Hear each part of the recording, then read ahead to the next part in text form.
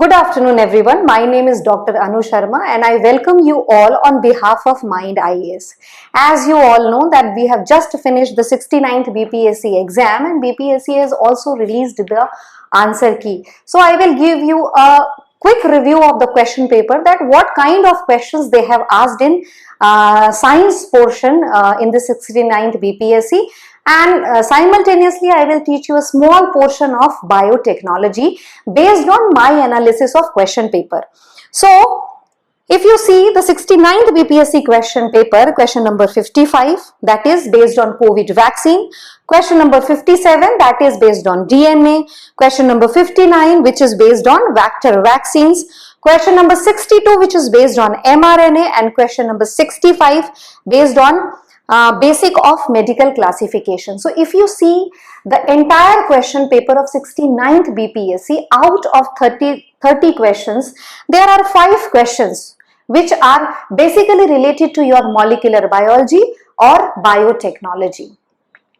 Earlier also many questions came from biology, but those questions were the basic questions. But nowadays what BPSC is asking is more about medicines, more about vaccines and the discoveries or changes which is happening around you. So there are total 5 questions which is related to your biotechnology or molecular biology. So today we are going to start with a small session of biotechnology.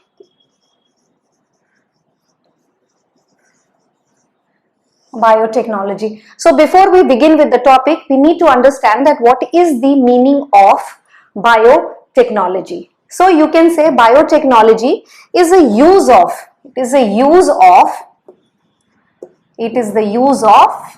living cells or bacteria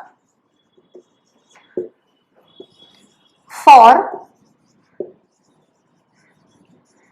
industrial and commercial purposes.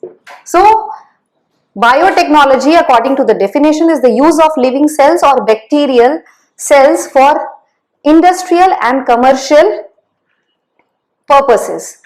If you see biotechnology, it's having 2 aspects. The first is technology itself and the second part is application. So we deal with both the aspect, that is the technology part also, and the second is application part also. If you see the question paper of 69th BPSC, the questions which they have asked is based on biotechnology. Both the questions which is related to the vaccines, they are very much in the current scenario and based on biotechnology itself. So if you see biotechnology, so biotechnology is the use of living cell or bacteria for industrial and commercial purpose. But what exactly we do in the biotechnology? So in biotechnology, we change a gene or something according to our wish, or which is not required, we can remove from that particular living organism and we can add something which is required or good for us in that particular organism. So if you see the entire process of biotechnology, it consists of 3 parts. The first is selection of desirable gene. Selection of desirable gene. The second thing is your vector, and the third thing is your organism which produce the clones. So selection of desirable gene. Selection of desirable genes means what? It's not like that, na, that anything you will take and go for biotechnology. No. It's because biotechnology require lots of expenditure of money. So whatever is required for the benefit of the people in different fields. So only those things we can use for biotechnology. So first we need to think that selection of desirable genes means what we want to select, what we need to change. The second thing is vector. Suppose if I am telling that A person A is sitting here and person B is sitting here, and this person A is having good quality and person B is having the bad quality. So I just want to change this person B with this person A. So what I do, I just take the gene, good gene from person A and transfer that gene to person B. But transferring of this gene from person A to person B, it's not easy. It requires many enzymes and many processes. So one of the most important thing in your biotechnology is your use of vector. Now the third step, you require an organism which can produce the clone of this desirable gene. So these three processes are basically involved in your biotechnological process. So suppose if I am taking, this is a person A and having a good quality of gene which I just want to put in some other person having a bad quality of gene. Or you can take the example of any crop. Suppose you take the example of a rice crop. So rice crop, one rice crop which is very good in height but very less in production and consuming lots of nutrients, and the other variety of rice, in that rice the plant is short, they are taking less nutrients, but that plant is not pest resistant. So what we do, we can do that the quality of this plant, the quality of B plant, that is short height and use of less nutrients, will take, and from A plant will take the quality of resistant from pest. So any desirable gene which I want to change, I can select from that. So suppose this is my desirable gene which I want to produce in large scale.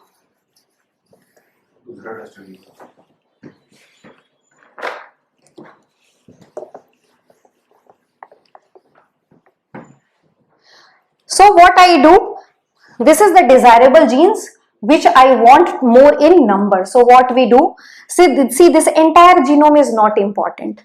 Maybe one or two or small fragment of DNA is important for us to produce many copies. So what we do, we use an enzyme named restriction endonuclease. We use an enzyme called restriction endonuclease and we cut this desirable fragment from this A organism. So this restriction endonuclease, what it will do, it will cut the desirable fragment which is required by us. Now transferring of this desirable fragment into some other organism is not very easy. For that we require a vector. Vector is something which carry a gene from one organism to another organism. Generally in biotechnology the most common use vector is your PBR322. So P stand for plasmid, B stand for Bolivar and R stand for Rodriguez. So these scientists, they have discovered this vector.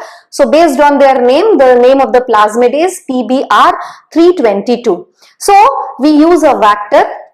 In this vector, what we do, we incorporate this small fragment of DNA which is desirable or we want the more number of copies of that particular gene. So now when we incorporate this desirable DNA, then this is called recombinant vector, or we can write R vector. So after incorporating a desirable vector, desirable DNA, it is known as recombinant vector. Then after recombination, we transfer this vector into organism which can produce the multiple copies of this gene. So this organism is mostly used organism is your Escherichia coli, which can produce more number of DNA. So this is Escherichia coli and this is the genome of Escherichia coli. So this desirable gene, with the help of this vector, we can transfer it into the Escherichia coli, and the process of this transformation of vector into Escherichia coli is called transformation. After transformation, this desired gene get incorporated into the genome of Escherichia coli and produce multiple number of copies, or you can say clones of the desirable gene. So if you see, this is the process of you can say basics of biotechnology, in which I have taught you that how a desirable gene is transferred to some other organism and produce more number of copies, because as per the definition we are using living cell or bacterial cell for the industrial and commercial purpose. So now come to the application part, that what are the applications of biotechnology. So there are so many applications of biotechnology. The first is your agriculture. The second is your medicine. The third one is diagnostics. The fourth one is therapeutics. The fifth one is bioremediation, and the sixth one is production of energy. So if you see, these are the larger areas where we use this biotechnology. So one by one we deal with all these topics, that how we use biotechnology in all these fields. So the first point is agriculture. So agriculture, if you see India is basically agriculture based country, and larger population of India is dependent on your agriculture. But the land is same and population is increasing day by day. Okay, day by day. As you know, like in 1965 somewhere around, Green Revolution started in India, and the father of Green Revolution was M.S. Swaminathan, and worldwide if you see, it is Norman S. Borlaug. So in agriculture, how we use biotechnology? When Green Revolution started, then that point of time we have used agrochemical based agriculture, means we have used lots of pesticides, fertilizers, insecticides, herbicides, weedicides. All those are chemical based substances. So all of a sudden the production will increase, but after 2 years or 3 years later the production remains stagnant, or after some time it will start reducing only. So then how this biotechnology comes in the picture? And if you go for organic farming, you cannot feed such a huge population of India by doing organic farming, although it is very good for health. So then in last step, the biotechnology comes in picture in the form of GMC, or you can write GMO, that is genetically modified crops or organisms. Genetically modified crops or organism. What does this mean, that genetically modified crops or organism? See, the land remains the same, but the population is increasing like anything. So by using this genetically modified crop, we can increase the production by threefold. And it's not only that we are increasing the production, we can protect the land also, because in the first case, in the case of Green Revolution, where we are using the fertilizers, the fertility of the soil lost after some time. But in this case, we are not disturbing the soil, we are not disturbing the nature much, rather we are doing the experimentation in the lab, and we are producing a variety of crops which can genetically modify and which can be good for entire population, and we can feed to the entire population based on these crops.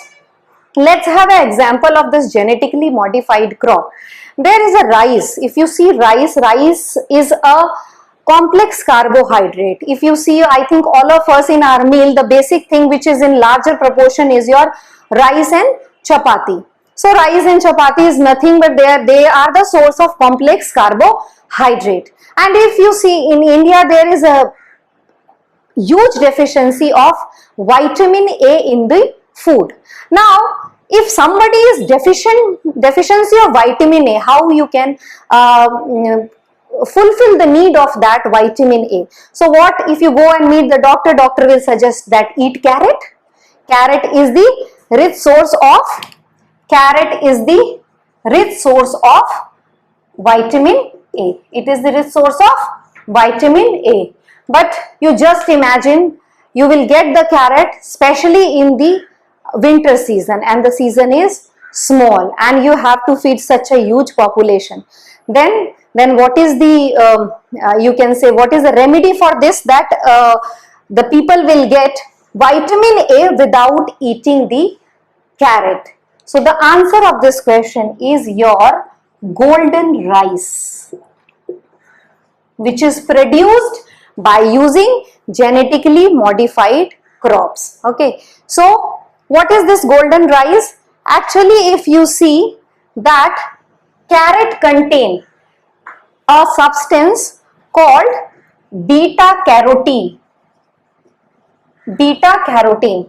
This is a proenzyme. This is a proenzyme for the production of your vitamin A. So what scientists have done, they have taken out the beta carotene from the carrot.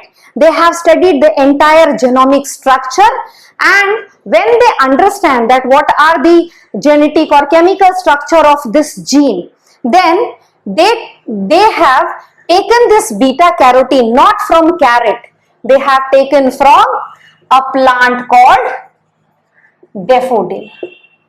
They have taken this from a plant called daffodil. So they have taken this beta carotene from a plant called daffodil, and they can put this beta carotene into the golden rice.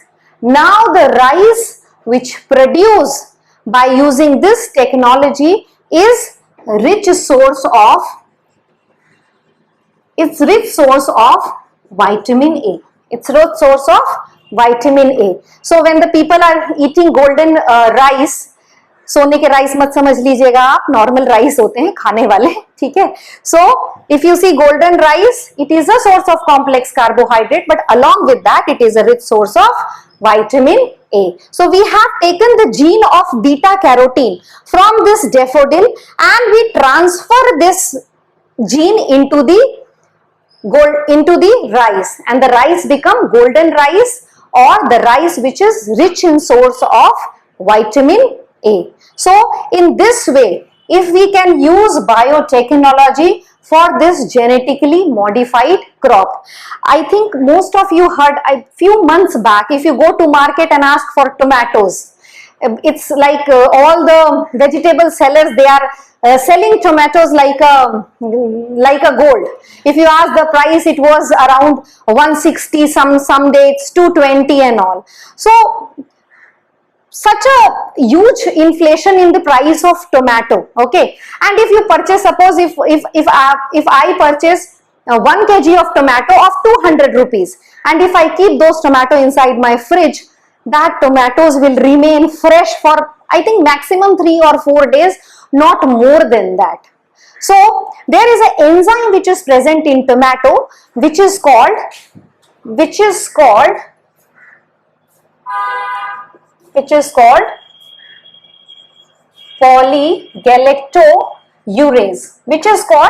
polygalactourase. So this enzyme will responsible for the softening of tomato.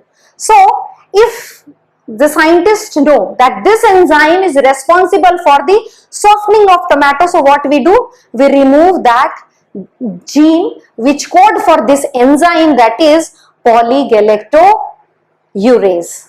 So the moment we remove this polygalactorurase, then the tomatoes grown in this way will remain fresh for a longer period of time, because the enzyme which is responsible for the early softening and ripening of tomato, we have removed that gene. So in this way we have you can say prevent the post loss of production of tomato. So this is the use in the agriculture. Now come to the second aspect, that is medicine. If you see India, nowadays people in India are not very happy, and day by day India is becoming the diabetes capital. So diabetes, I think the most important thing or most important medicine which we use in diabetes is your insulin.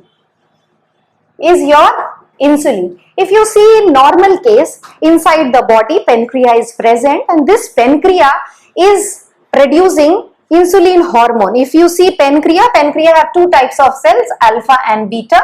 So alpha cells produce a hormone called glucagon, and beta cells produce your insulin. So earlier, when biotechnology was not very developed, the source of this insulin, or you can say the medicines which we are preparing for this, the source of obtaining this insulin is animal base. Okay, what are the animals? We use slaughtered pig and cattle. We use the slaughtered pig and cattle for this technology. So when we use slaughtered pig and cattle, do you imagine that how many animals you are going to slaughter for getting this medicine insulin, when the number of cases of insulin day by day increasing in India?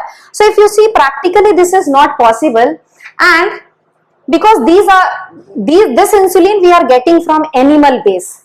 Animals, when this base get inside the body of human being, the body of human being feels that it comes something from outside, and it produce allergic responses. It produce allergic responses. So in anyhow, production of insulin in this way by a slaughtered pig and cattle is not good. So then what's next? So in 1990s, there's a company called Eli Lilly. They said that we produce insulin by using biotechnology. So what they have done, if you see the structure of insulin, they have two chains, A chain and B chain. This B chain is little bigger.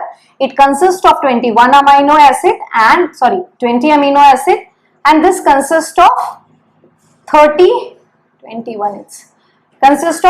amino acids. So this chain is little bigger, and both these chain joined with the help of disulfide bond. Both these chains joined with the help of disulfide bond. But in case when this insulin is produced by human body inside the pancreas, along with this A and B chain, there is one more chain which is called C chain. Or you can say that this is the pro-hormone for insulin. So in the structure where A chain is present, B chain is present, and both the chains are connected by a third chain that is called C chain, it is a proenzyme. It is a proenzyme which is normally produced in body, Then what this company has done, they have produced A chain separately in the lab, they have produced B chain separately in the lab.